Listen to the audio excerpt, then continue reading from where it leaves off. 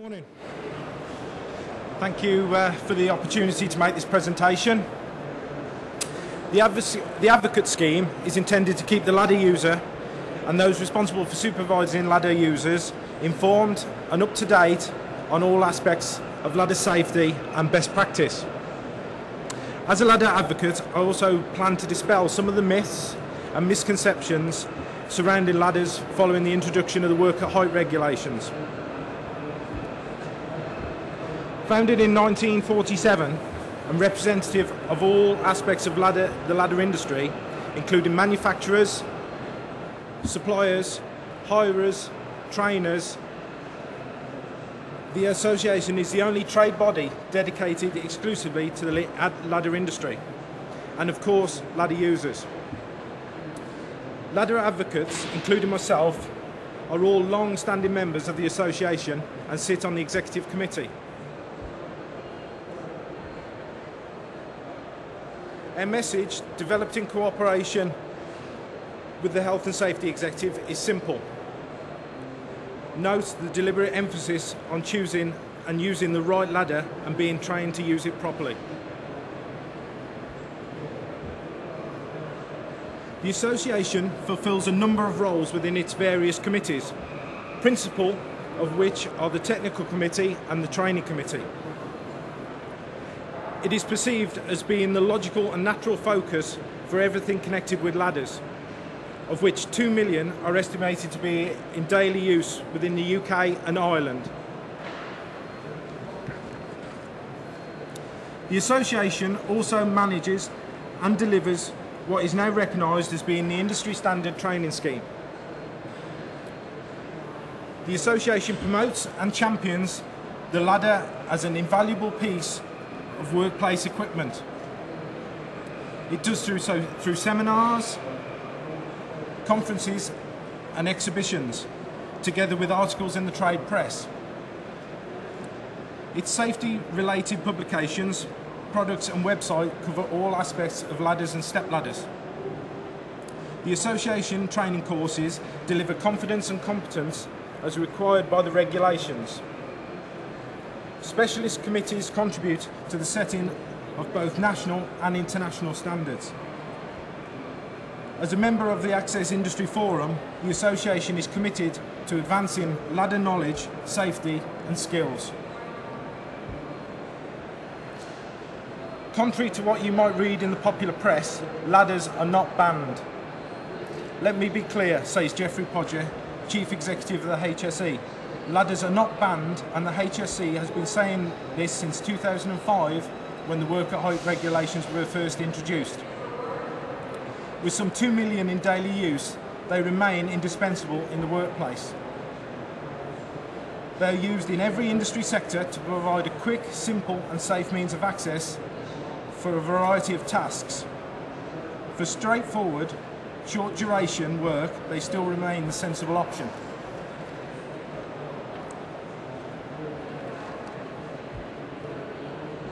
So, what is the acid test for ladders? Low risk and short duration. How do you define short duration? Single tasks that take longer than 30 minutes in one position are not suitable for ladders. You can undertake a series of tasks that take longer, but each individual task should not last more than 30 minutes. And if it's longer than 30 minutes for a single task, consider whether another type of work equipment would be more appropriate.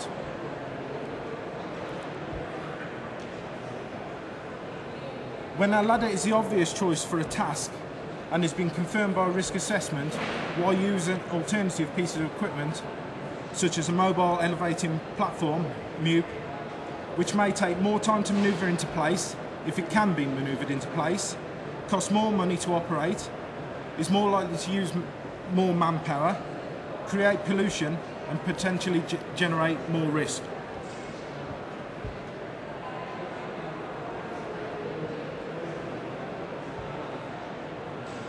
The regulations also say that where other precautions do not entirely eliminate the risk of a fall occurring, you must, as far as reasonably practical to do so, train those who will be working at height how to avoid falling. and how to avoid or minimise injury to themselves should they fall.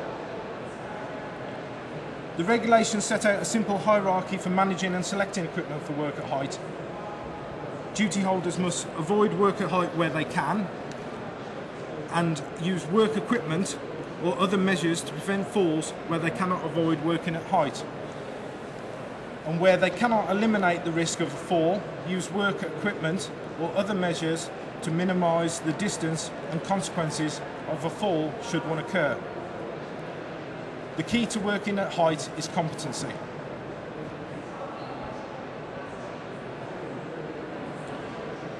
Knowledge and experience are difficult things to quantify. Proof of training can, however, be demonstrated in the case of the Ladder Association by a training certificate and ladder card. Failing to demonstrate competency is a breach of the regulations and could lead to prosecution.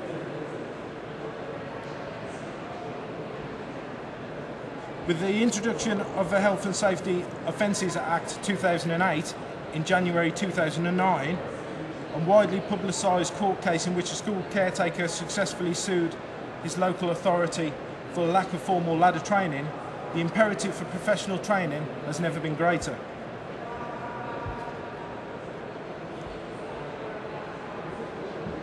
Who better to deliver professional ladder training than the people who know and understand ladders and speak the language? The people who design them, make them and support them in the marketplace, and of course contribute to the setting of national and international standards.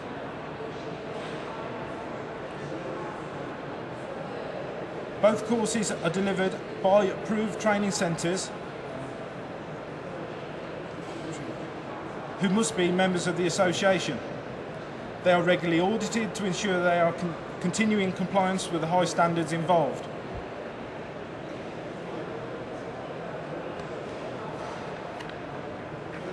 Delegates are assured of consistent and uniform training based on agreed syllabus. Both courses are available nationally and last approximately 6 hours. Delegates receive a certificate and a Ladder Association card.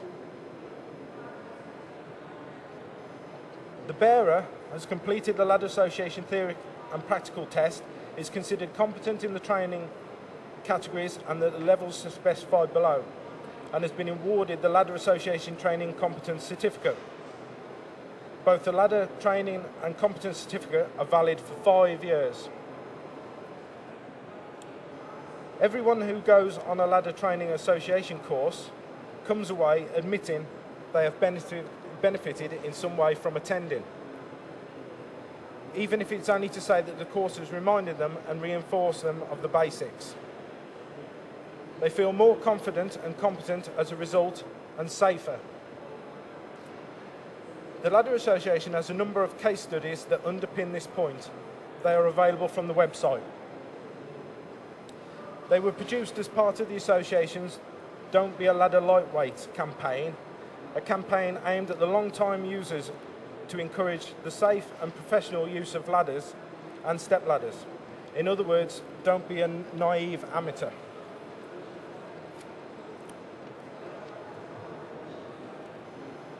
Choose the right equipment for the work at height based on a risk assessment. Use the right ladder. Ladders are classified as BS 2037 or BS 1129 for Class 3 for domestic use and should never be used in the workplace. EN 131 is for trade and light industrial use, and BS 2037 1129 Class 1 for heavy duty and industrial use. Single tasks that take longer than 30 minutes in one position are not suitable for ladders. You can undertake a series of tasks that take longer, but each individual task should not take longer than 30 minutes. Use ladders safely. Make sure you have a ladder tall enough to do the job, position it correctly and at the right angle, and tie it in whenever possible. Do not overreach. Your belt buckle should always be inside the sides of the ladder, and especially careful when carrying out tasks that can apply unbalancing loads, such as drilling.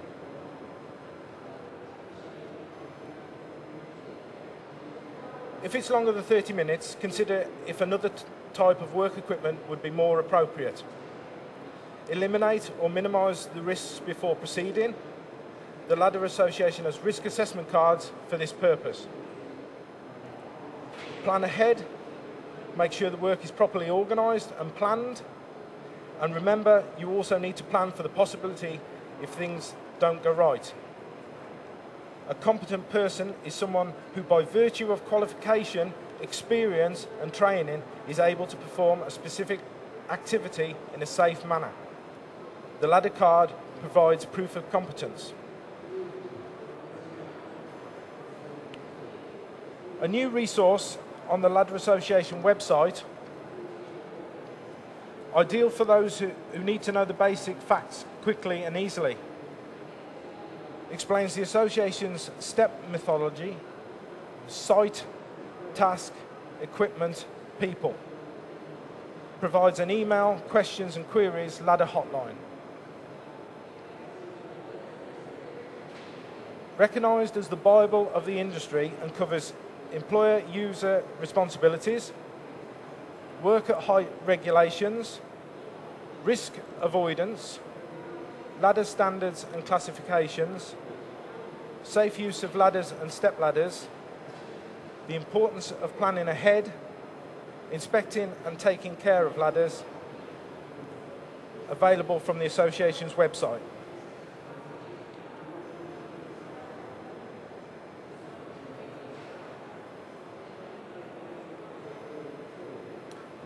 A free handy-sized pocket guide covering ladder essentials. Purpose-designed aids designed to help users comply with the regulations. A free poster designed to emphasise ladder basics. Ladder Exchange. An annual initiative managed by the HSE designed to move dodgy and dangerous ladders from the workplace. Users can exchange old ladders for new ones at a discount, actively supported by the Ladder Association and its members. Over 8,000 ladders have been exchanged since the Ladder Exchange began. 1,024 ladders were exchanged in the most recent campaign, running from September to November 2010. IOSH conference. As part of the Access Industry Forum, the association provides speaker for the AF Work at Height seminar and is represented on the IF stand. Health and Safety and Health Expo. The association is actively involved in organising and participating in Access Live, the Knowledge Base, Working at Height presentations, debates and discussions, and the Information Centre.